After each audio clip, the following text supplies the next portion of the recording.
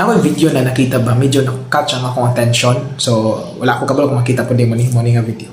Ang cellphone mo. Kamera kay sweldo sa imong papa na. So kana na lang ka na kay wala pa makita kayo ani mo. Ay gamito na mo yung mama na. Wala pa kuan man. Dapat na December naman hapit na. So kuan na lang gamit akin man kuan na. Ako unsa man yung cellphone mo? Magpalit kami ato no. Ay kita yung cellphone. Na tayo na cellphone pangit. Ay pangit. Pangit di ba mo rin. Alam mo anak, gihaguan ako anak. Pangyalan na mao. Unsa mo? Bilog di pa. Ako dia nang gihaguan. Kwenta ulan init ako dito anak tapos nanao na rin nila. Pasar na tawo. Kaya ibaw. Sus gubag yung sila. Kuya, sige siyang ginikanan. Ano na? Meron na inaw na.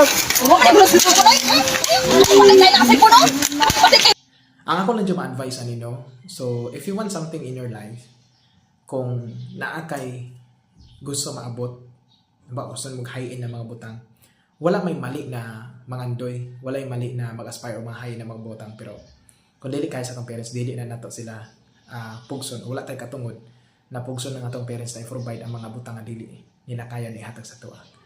Most especially, kung ang parents nato is more jud lang makaya. So para sa kuha, both of my parents are farmer, mama na ko farmer, papa na ko farmer.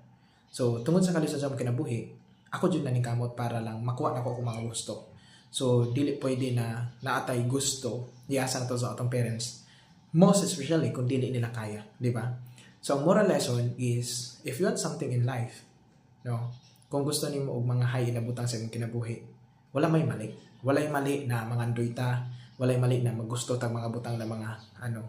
Pero ang point is kung dili kaya sa imong parents, then do something sa life nimo para mapalit nimo yung mga gusto.